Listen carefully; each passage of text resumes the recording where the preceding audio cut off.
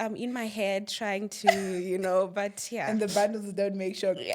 So I wanted to share a joke with you. So a friend of mine was also telling me that she feels like she's not so great at English, right? And then I'm like, no, but you have a master's, right? And then she's like, a master's in English or not, you know? Yes, because it's not the same. You can be very good at writing, essays and all those things, but when it comes to speaking, it's not the same. There are many times where I'm alone at home where I'm reading a book and then I'm just like, let me read it out loud so that I can Yes. hear myself speaking. Because sometimes when you're under pressure, you find yourself not articulating the way you're supposed to, should. or maybe you have a certain position anyway, and then you have to be speaking in jargons, and now you find yourself saying because because you haven't been reading, or maybe you're just under pressure and you can't think of the right words to use. So in English, I hear you. No, Sibaning, our bundles do run out. So also, how was your transition between moving from Zim to South Africa? Was it always the plan to move to South Africa, or you had other countries in mind? I didn't have other countries in mind. I only had Zim Okay. and SA. Oh, Yes. because I was about to ask, why didn't you apply at the Zim and University of Zim. Great Zimbabwe? So it's University of Zimbabwe, is it? So it was a clash between my mom and my dad. Oh, okay. Yes, excuse me.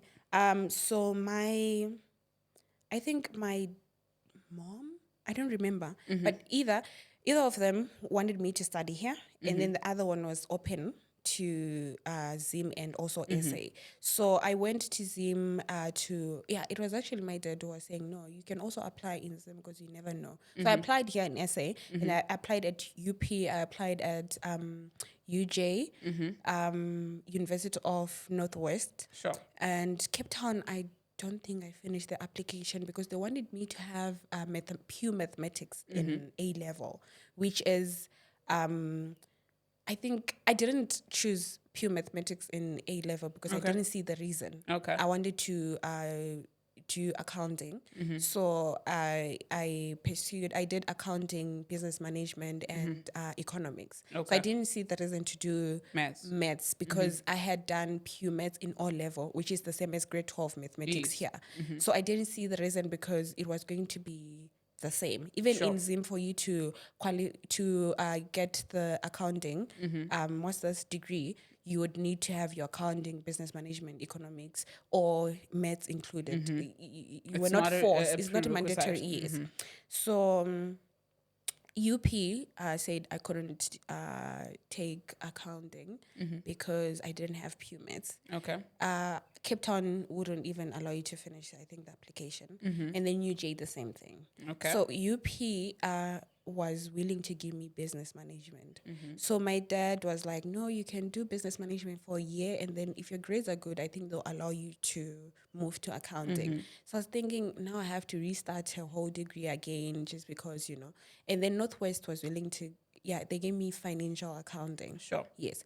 And then when I went to apply for my visa in Zim, for my study visa, my dad was like, just be open-minded. You can go and submit an application at University of Zimbabwe. And my mom didn't want. Because she was like, you got it. You don't need to. And all my friends were there, the excitement of, we're going to be in class. Because I would spend some time with them when I was there. Would go to use that because they were also applying. So I was kind of in the process, but not really in the process. Yeah. Yes. So we'd talk about how we'll be in class together and all those things. And at some point, I actually considered, and think I ended up being late to submit because when I actually thought, okay, let me do it, it was already too late for me to submit the application. But it was only Zim and SA. Okay. Yeah. And then what led you to choosing to study Becom accounting? Is it something that you've always wanted, you've always known? What was the inspiration behind that? Okay, this thing of having omamncane and say you your adore aunts them, and stuff. yes. And so my mom's younger sister, she's a CA. Okay. Yes. So she graduated. I think I was still in primary school. Sure. And just seeing her graduating, I think it fascinated me. I was so excited to see her graduate. I didn't even understand what was going on there. Sure. Because I remember there was a party at home. We were all excited that she graduated. She walked in with her friends and all those things. So all I knew is she was doing accounting. How, like the process or anything, I had no idea. Yeah. And then from then, I just wanted to do accounting. Primary, I think until I graduated, it was still accounting. I never thought of anything else. And every time someone would tell me, no, there's it was You were not up for consistent in negotiation. your Yes. choice. I was just like, I want to do accounting. And for some odd reason, I was good at it. In high school, I loved it. And yeah, it turned out well for me. Love that. So now you've moved from Zim to South Africa. You moved to the University of Northwest. You stayed at Rest, or did you? I stayed at Rest, yeah. How was your first year experience? Any culture shock that you experienced? My first year experience was nice. It wasn't really bad because I had the nicest of, what do they, blockmates. Okay. It was a mixture of Zulu, Tswana, Spritori. Bachung Spritori is a thing. She used my... Okay, that's how they spoke. They speak Ispitor. Yes. Okay. And then Paddy. Yeah, Okay. and then it was me from Zim. So it was really nice. Yes, there were ups and downs where we'd have meetings and all those things, but it was nice. It wasn't it was just a matter of me understanding the languages and also learning how different people operate, how they do. But I had the nicest of people in my blog, and they were accommodating. Most of the times they would speak in English, and most of the times I'm like, okay, you guys need to teach me, because we had different people from different backgrounds. Sure. So we used to teach each other what we know. Sure. For example, cooking. Someone wouldn't understand how to cook soft pap. I would teach them. I didn't know how to make certain things, and then they'll teach me. Sure. So that's like we literally built each other in the blog for the whole year. We used to go for birthday dinners together. I think we became more of friends than just blockmates where we'd just look at each other in the morning, say hi, and then you go for classes. We'd actually sit and eat together, cook together. What did you cook? Talk about our day. We used to know each other's classmates and friends and all those things. So it wasn't really a culture shock, but I felt accommodated and you had included. A sense of community. Yes, it was. Yeah, it was that nice. I didn't really have a culture shock except for water. They don't drink water from the tap because apparently it'll make you sick. Oh yes, because it's in Northwest. I guess it's still developing and stuff. Okay, so you had to consistently buy water. Yes. That's why you're always buying water. Yes. Okay. Now I can't even drink water from the tap because now I spent 3 years of my life drinking water, buying water. Sure. I couldn't drink water from the tap. So it's in the back of my mind, I know I should buy water all the time. Okay. So it was only one person who was drinking water, one or two, because they grew up in Mafeking. Oh, so okay. I think their system understands and allows I it. find it so crazy and so sad and concerning that in South Africa, in the years that transformation has taken place, there's still people that struggle with things like water, toilets, and stuff. Because, I mean, you would think by now everybody should have access to clean water. And because now you're thinking that area already is probably an underdeveloped area. A lot of the people don't have great jobs. How are they supposed to then have money to buy water? Buy water, yeah. It's really so sad.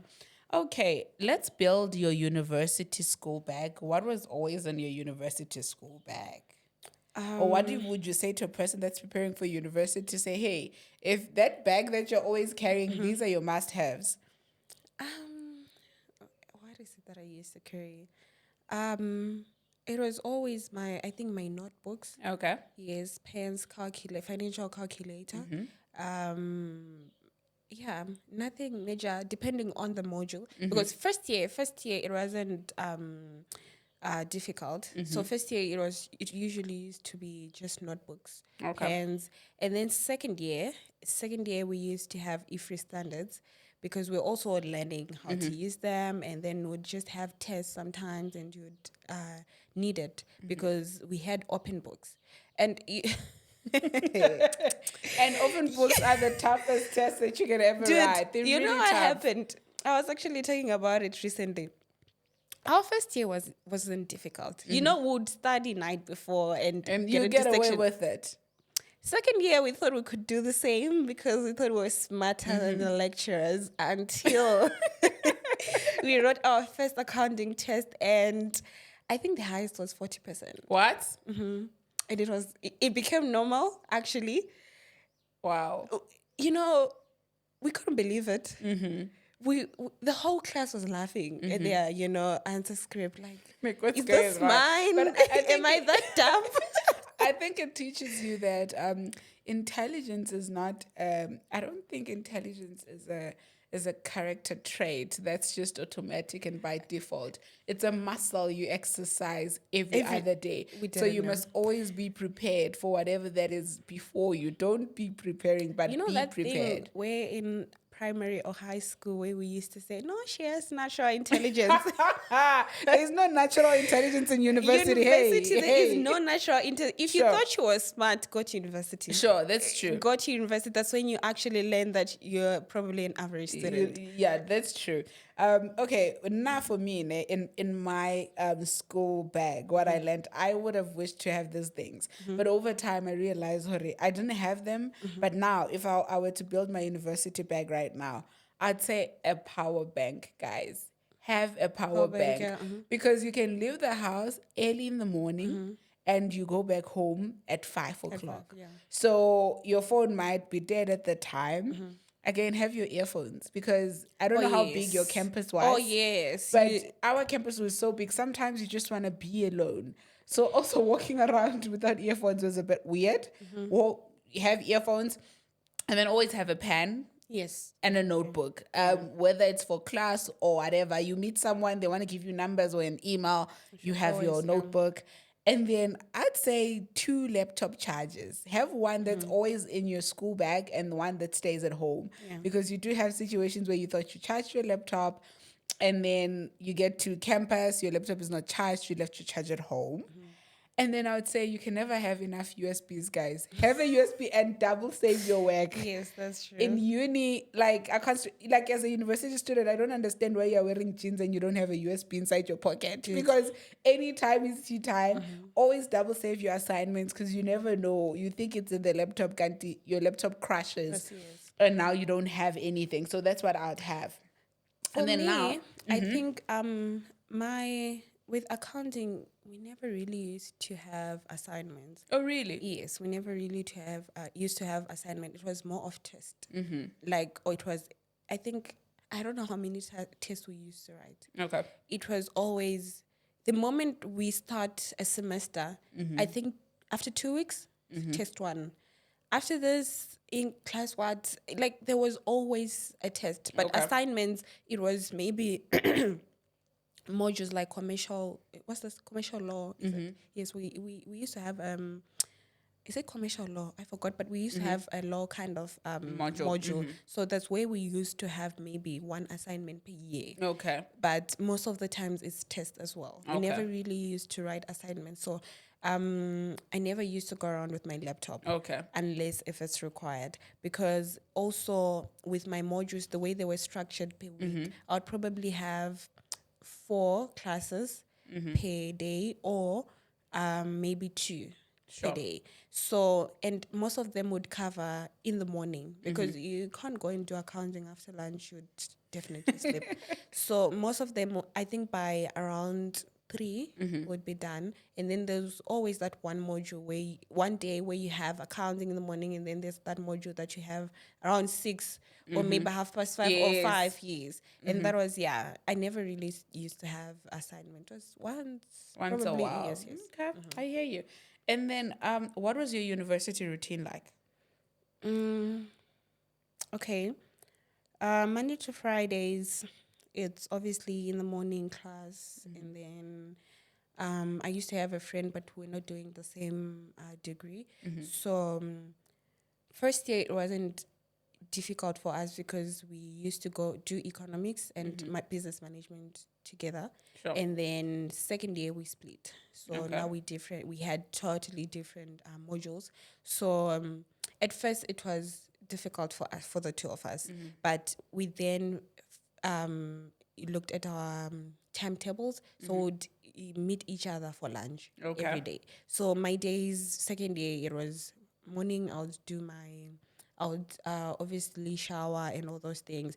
I'm always late. Most of the times, like I've been trying to, do better, but most of the times I actually wake up early. And have you noticed how every time you're early, everybody else is late? Yes. And I am always frustrated because I'm like, today I'm early and you guys are late. It doesn't make sense. Yeah. So I'm always late. So every time I had a friend, same course, Lisa would call me, why you dude, we're in class? I'm like, I'm on my way. And then sometimes I'm like, just sign me, because I can't make it. So it was just that, because I think every day or 4 days a week, I would have morning classes. Sure. So it was that. And then when we have breaks, would find somewhere to sit or maybe go to the library or go to the cafeteria and get something to eat. Okay. Yes, so that was my routine all the time. And then later in the day when I'm done with my classes, I would accompany my friend because she was staying off campus. So I'd walk to the gate and then she gets a ride home. And then I come back in campus and then I figure out what to eat. Anything extra like sports, gym? No. You didn't do any extra mural activities? There was a time I joined gym, but we'd do it in the morning. Okay. Like before, I think around 5 a.m., we'd wake up at 5 a.m. and go to the gym. But the issue is my appetite is kind of crazy sometimes. So you'd find that I would become very thin quickly because my body is responding to the exercises. So you'd find out I'm already having abs quickly, and everyone is like, how? But the issue is I wasn't eating enough. Oh, okay, I see. So every time I would join gym, I would end up quitting because I'm like, now I'm losing a lot of weight. I feel too thin. Yes, I'm getting the abs and all those things, but I don't eat as much because my appetite was, even till now, at least now I'm better. But back then, it was really bad. Okay. Yeah. So gym, it wasn't my thing. Sport, I didn't really know how to join. But I remember there was a time where we had... I think it was an accounting field day. We had to go to the sports ground and then you just join a team, like the sport that you like, and then you mingle with others. So I used to love, what's this, football in high school.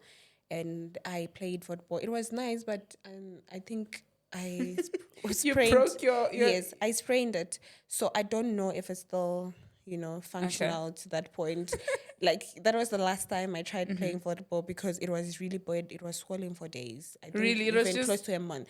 It was, I don't know, it was loose and swollen. So I couldn't use my right hand, I think, for a while. Okay, then you decided to stop. So I was like, I'm not going to do this. But I loved volleyball. Okay. What do you think are your top 5 university essentials? If a person is going to university, 5 things where you're like, listen, you can't leave that house you're living to university without those things. A laptop, obviously. Okay. A laptop. What else? It's been a while. A laptop. What's this? A satchel, a bag. Yes, a school bag. Yeah, a school bag. Yeah. Yes. You're gonna need comfortable clothes. Yeah. Yes. What else? I can't think of anything else. Okay, I'll add the 2 for you. I'd say for me a USB. Oh yes, you have a USB, guys. Yes, for people who do assignments, you need your USB. Yeah, definitely. You have a USB, and the 5th thing I would say, it's very important that you actually enjoy university. Come as your best self. So be yourself. Like, bring your true self. You will find your tribe. That's true. And so be yourself. Bring a school bag. Bring a USB. Bring a laptop. If you can't afford it, you can bring a notebook. You're going to have to be at the labs longer and all of that. And be yourself. Yeah. Be yourself more than anything. And then now we're going to go into, what are some of the things you wish you knew before you started university that you realized when you went into university that actually, had I known this, things would have been very much easier for me? For me, I think it's discipline. Okay. I think discipline and peer pressure. They, when you're coming from high school, especially a boarding school, you'll be, I think, restricted from doing or limited from doing a lot of things. And the first thing that you want to do when you are free, Explore. bed set free, you want to explore. You want to fly. You want to fly. If you don't learn discipline, or if you don't learn how to put boundaries at an early age, you might struggle. Especially if you are someone who likes going out or who wants to explore the going out a lot, because there's certain things that we did or that I did. Now I'm looking back, I'm like, I shouldn't have gone through. I don't regret it, but there is certain things where you're like, I had no business going through that. Exactly. There's no need for me to add on to my trauma. Yes. Yeah. So like things like going out and then you get wasted and then you have a test on Monday. Now you can't sleep on a Sunday because you need to start. And you're hanging. And you're hanging, all those things. So I think discipline and also learning how to put boundaries and also not succumbing to peer pressure. Yes. And also, adding on to that, I think this knowing that you're your own responsibility. Sure. Because I think when you're in uni, even though you're not fully or an independent adult, you are an adult. Yes. Your 1,000 pocket money is supposed to sustain you the whole For the month, yes. Yes, you depend on your parents on the basis that they have to send you money. It's tough. Yeah, it's really you need tough. to learn to not be a child and manage yourself. Sure. In terms of how you manage your finances, your food, everything, and not just wanting, because sometimes you find yourself buying clothes and then what do you eat? Nothing. True. You get it. So on that part, I guess, and also since I was an international student, I think it's for the international students out there who are willing probably to study in South Africa. I didn't know that, you guys have a registration fee. It's probably a quarter or a third of your fees. I've heard that apparently you guys pay 10,000, like more, or you also 30% of your fees. Full. Okay. Except for they would, I think res fee wasn't a big issue, but your study fees you had to pay full for the whole year. Oh my goodness. So I remember when I was registering, we had our own section. So the system would immediately reject you if you didn't pay. Oh, so you pay first, pay forward. So you'd go to uni knowing that I've paid. Yes. So I remember my dad, I think my fees was around 69,000 or 70,000. So I think my dad paid around 56,000, right? And I was outstanding, I think, of res fees only. But I don't know how. For some odd reason, the system kind of rejected me. Serious? I was just a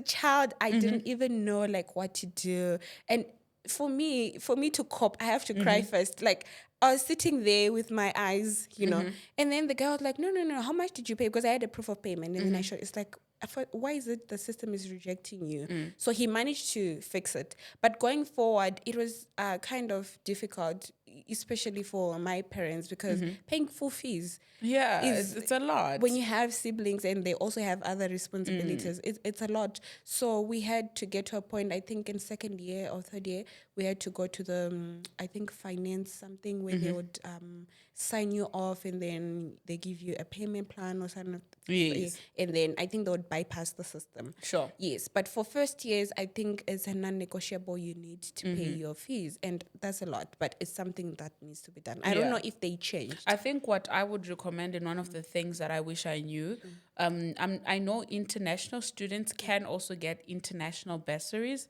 Apply for as much bursaries as you can. Yeah. Whether you have NSFAS or not, just make sure that you're applying for all the bursaries. When you see a bursary, apply. Then that way, when you get to university, you're not worried about finances, you're not worried about fees, you're just worried about actually passing, right? Yeah. And then just to add on, I'm not sure if you're done with your list, because No, I think I'm done. you're done. I'm Yes. you're boring. So for me, one of the things that I wish I knew is that Tenet-In is not my enemy. I don't know if you guys you had Tenet-In. Yes, we had. It's not my enemy because like I feel like we're so scared of Tenet-In. All we wanted to do was to change words, put them in different words, but Tenet-In teaches you accountability. It teaches you to respect other people's work. Yes. It teaches you to acknowledge them appropriately. I wish I knew that. And then apply for bursaries as much as you can. And then also, I wish I knew that attending one-on-one consultations with lecturers and tutors. Okay, I did see my tutors, but I didn't see my lecturers. I wish I knew that it's beneficial for my university grades because now, also, even besides your grades, when you're done, when you want that recommendation letter, which lecture do you go to? Oh, yeah. The one you were consulting with. Because if you go to a random lecture, they'll be like, oh, no, we don't know you. I never really used to have relationships with lecturers, but I knew two, so I used those ones for my CV. I was like, because I have a thing to, when ngathi it's a fear or an anxiety where you get to a person, you're like, no, I don't know what to say. So should I even go there or should I shouldn't? And then you start questioning your intelligence. Is the question that I'm going to ask valid? Or should I just wait for the next class and then we figure out, know, But I really recommend going to lecturers. I think it's really beneficial. It helps you. And then guys, whatever you do, sit at the front. Oh, yes, you should. Sit at the front, get off your phone. I was taught that by my uni friend Lisa. Lisa was outspoken and she wasn't shy. Or Lisa would raise her hand. And every time she would make me sit next to her. So when I got to uni, I knew one person. It was Audrey. We used to go to the same high school. But she wasn't in my course and she was a year ahead. So when I got to second year, she was like, no, I know two students who are doing accounting and I'll introduce you to them. So I clicked more with Lisa. So we then became friends. Now we are friends. So every time we'd get to a lecture, she would call me and she would make sure that I sit next to her, whether I like it or not. And Lisa would ask questions. So we'd be talking about something, the next thing she's raising it. And then you're like, she's like, we need to understand. So that's one thing I liked about her. I think she made me more open and also, not fear to ask in class or maybe understand things in class because Lisa would ask. Or she only waste time. So I highly recommend that you sit at the front, ask as much as you can. And then another thing for me, it's support. Like I feel like every university has enough facilities to help you navigate your university journey. It's just that we don't use some of these facilities.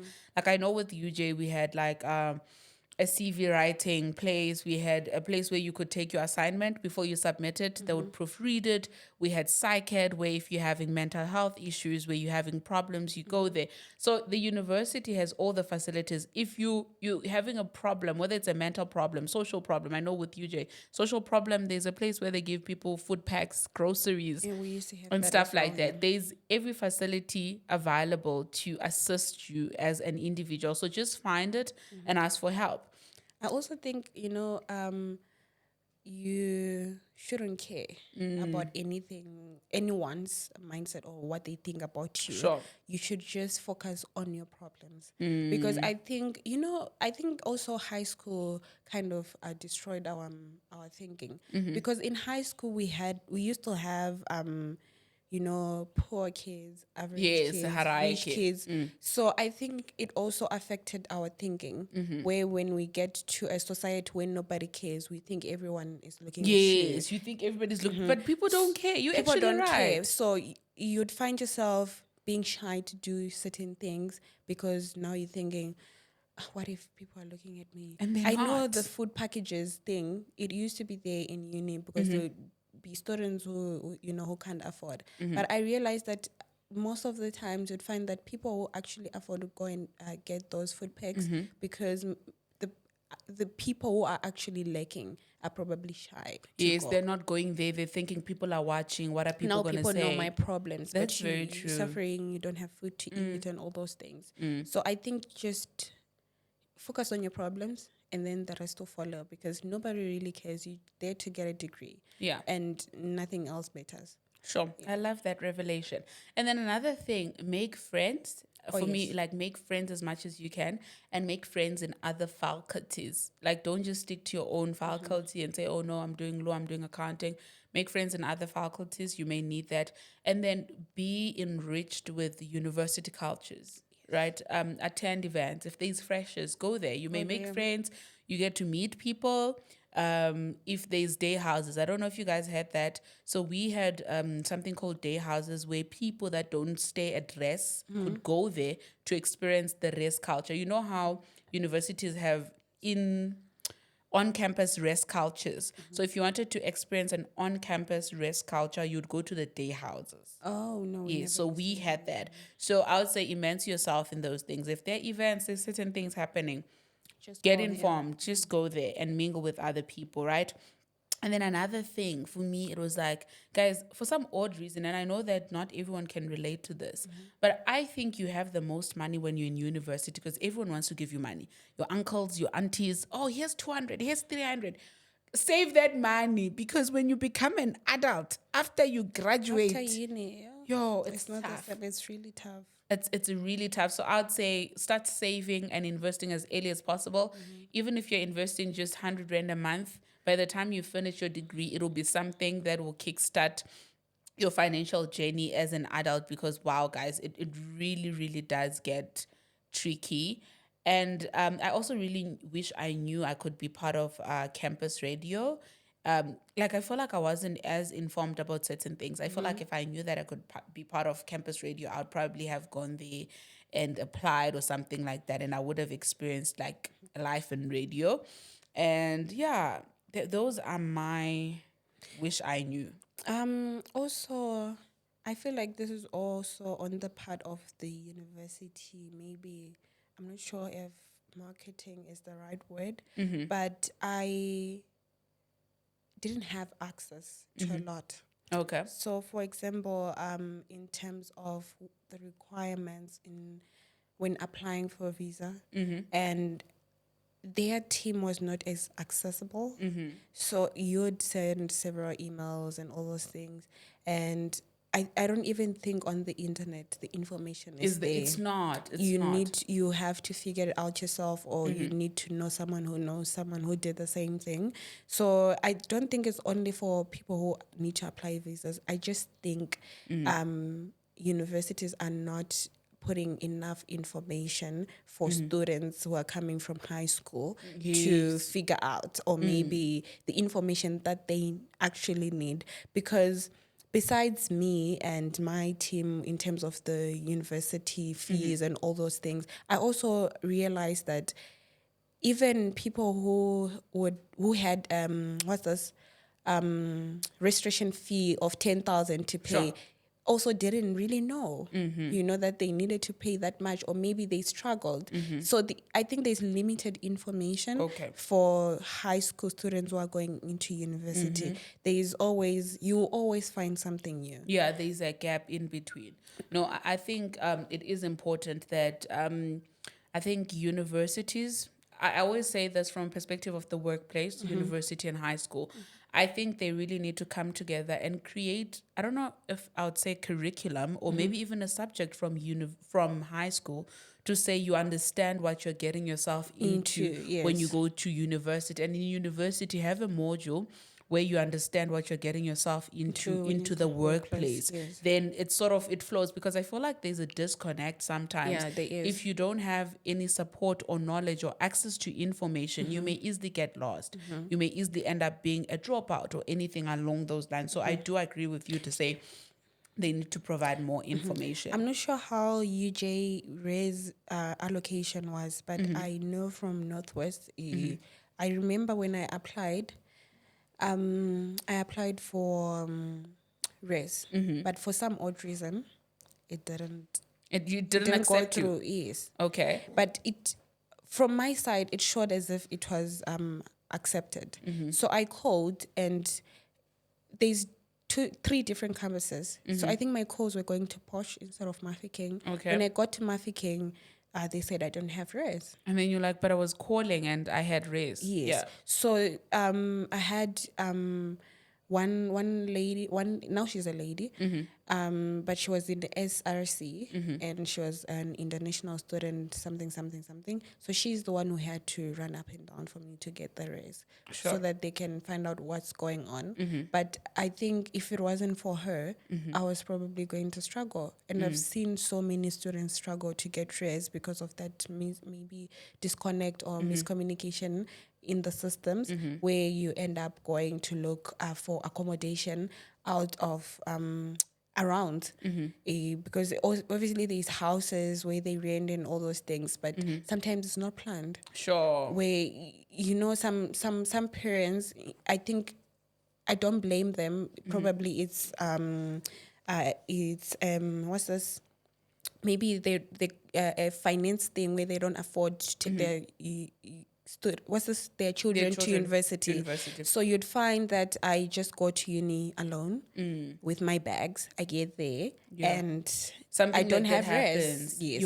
If I didn't have my parents on that day, what was going to happen? Imagine, and you from Zim, what must happen now? You probably don't have family around. No, I do hear and there's a lot of people that go through that. And I just feel like universities on that part, they need to resolve that part because people struggle. Yes. No, I do know that there's usually a struggle with race allocation, especially on-campus race allocation. Yes. And I think universities do need to come up with a better way of handling their administration, especially for first years, because I think first years are the largest number. Yes. Like second years, you familiar, you get better, you know what's going on. But in first year, they need to be more hands, more careful, and actually more supportive in terms of the first years coming in and all of that. So I do hear I think in case where obviously we can't change an institution, but I think for a high school student who's going to uni, call, is enough. Just make sure that you call, find so much information, make sure that you have rest. Make sure that you know the requirements, because you can call there and call, but also if you can know somebody who's already in that university, so that they can assist you. Yes, so that they can help you settle in. If possible, a visit. Yes, if your family can afford, just go for a visit and make sure that everything is in order. Sure. You know what you need to know. I know everyone cannot afford, so maybe they can call or whatsoever, but try figure out, look, because I used to watch YouTube videos, of students at Mafican campus. I think there's a few things that I got from that, but I think you need to equip yourself before you go there, because it's tough when you get there. I think university tours should be a thing, so that even your first time getting there, you know where the cafeteria is, you know where your classes are, you know where everything is. Yeah. So I definitely agree with that. We've come to almost the end of our episode. Before we go and before we wrap up, I'd want you to tell us, what are non-negotiables in your university wardrobe, where you're like, these are must have as a university student? I think you should, for me, you should always have jeans, ties, t-shirts, depending on your fashion. Sure. But Mafiking was hot. So you always needed something comfortable to wear to go to class. You don't need to be a slay queen, honestly. You don't need to grab all the attention. You just need to have your own sense of fashion, or maybe your own style that works for you. But for me, it was jeans, tights, sneakers. I don't really like sandals, so I never really used to associate myself with that. And then shorts, normal, shorts to wear because it was hot. Yeah. So those were must-haves. Okay, I hear you. I'd say also have Crocs, guys. Yeah, now Crocs are they are or more shoes that are famous, very comfortable because you are because going to walk around a the whole lot. day, yes. And what are you currently reading or watching or listening to? Okay, what am I watching? I finished Emily in Paris yesterday. Okay. I recently actually I'm waiting for Simone Biles Okay. more episode. I don't know if they're going to release more episodes, but I hope so, because the Olympics, I think they ended when? Or they're still on? No, they're done. They're done, They right? ended last Yes. So last week. from Okay, last month from the time we aired this episode. 'Cause, yes. Yeah. We're in Yes. September and we're shooting in August. People will be Yes. like laughing at us saying, Yeah. hey, Olympics were done long time ago. So I was watching Simone Biles' Yes, I also wanna watch her. documentary. So the reason why I watched her documentary is I just heard her name on Instagram Okay. from a video. Gabrielle Union, I think she was talking about her. Sure. So when I started watching, she's quite interesting. She's into, I think, gymnastics. Yes, it's gymnastics. Yes. So there was a time, I think, I don't know when, but it was Olympics held in Tokyo. Apparently there's a thing called I forgot the actual name, but your mind and your body will be speaking different things. Yes, it happens a lot. So she is good at what she does, and that year her mind and body just Disconnected. stopped communicating, and she had to quit. Oh my goodness. She had to quit, and the backlash that she got, because I think she started this thing from a young age, and now I think she was 20 something, and that just happened, and she had to quit. She called her mom, and then the mom was like, no, if you feel like you can't do it, don't come back home. It's okay. And she quit. And she quit. And But she she actually went came into- back, right? She came back. She came back with She's this Olympics. good, and I Let's think not she got spoil it. So that they can go wild. Because I Yes. also want to watch it. It's really interesting because I saw like snippets of her like on TikTok. She was Please watch trending and it. stuff like that. So I'm Yeah. like, I want to watch a documentary because also it's really inspiring. It having is. to quit and then also having to Go go back, back. because- It shows you that you can go back to the places that you thought you were incapable. Yes, because I think she had to go through therapy, and the backlash that she got from people, the backlash every time because of the hairstyles, because there's always standards. So I think it was tough I enjoyed watching it. Yeah. Because you can learn a lot just by listening and just by watching what she was going through. There's certain things that you can pick up from and be like, oh, okay. So now I'm excited for the new episodes. I don't know when they're coming out, Okay. but yes. I also definitely watched that. Okay. And reading, Okay. I was reading the 5 a.m. Club. I'm not finished. Okay. Yes, I recently I started never it. finished that book. Really? I struggled with it, and maybe because it was a digital copy, I will try I to think get a that's the physical other reason, copy, because I have a but digital I never copy. finished it. So I don't know when I'm going And to that was finish like it. 5 years ago. Like I think I was in my third or fourth year. I was like, nah, it's not happening. I'm not feeling it.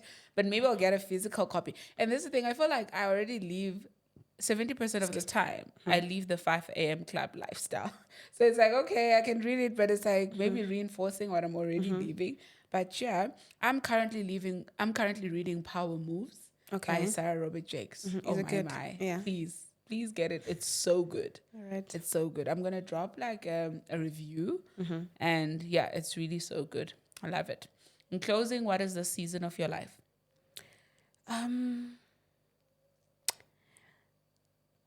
It's accepting myself. Acceptance. Acceptance, yes. Learning from the mistakes, and always picking up myself from the ground, because I have a tendency of, I can spend the whole weekend in bed actually, and I think it drains me a lot most times, because I get to think of a lot of things. I think it's depressing. So now when I'm thinking of something, I say it out loud. I think my next door is when they pass, they're like, the sun is not normal. Because I actually, say it out loud. No, Kudzai, you can't do that. Yeah. No, Kudzai, you can't think like that. Sure. And then I find myself sometimes in bed at night, tossing and turning. And then I'm just like, oh God, I need you, because I can't sleep and I'm thinking of this thing and it doesn't make sense, And usually those days I'll be trying to skip my what's this? My Bible studies. And then I just have a feeling of reading. And the way the You go Bible, I feel like that's the how way God the also Bible operates. shocks me. I feel like there's no cheat code from growing your relationship with God. Dude, yeah, if you I think- commit to something, if you say, God, I'm going to do my Bible study at 6 p.m. every day, you better show up, because at 6 p.m. you'll be having devils coming after you. And then you remember, I've got a meeting that I'm missing. Yes, because Okay. so it's acceptance, teaching myself, learning from my, from my thoughts and things that I never thought, I could control, and Sure. also controlling how I think. Your thought process. Yes, and what's this? Growing my relationship with God. Okay. Because not that I don't have, but I don't think it's as good, or it was as good. Okay. Yes, so You know I'm just trying what I to- love, Ne, about relationships with God, or relationship, and in closing, what I love about relationship with God, you have the opportunity to start over as much as you need to. Yes. And there is no perfect template. You can't use next door's template as a template to say this is how my relationship with God should be, because it's all different. Yes, As long as you're willing to show up, willing to do what you gotta do, God is always there. Like, he's omnipresent, like every single time. So even when you feel down out, those moments when you're turning and tossing, when you feel depressed, when you didn't study the word, when you didn't pray, God is still there. He's still good. And he's just waiting for you to be accepting. And I love that this season of your life is acceptance and growing your relationship with God. Guys, I hope you guys enjoyed this episode. And tell us in the comment section, what are some of the things that you wish you knew before you went to university? I still stand. USB, guys. I wish I had so many USBs, because I don't know how many assignments I lost because I didn't have a USB. Do not forget to like, subscribe, share, and comment. Happy Employment Wednesday.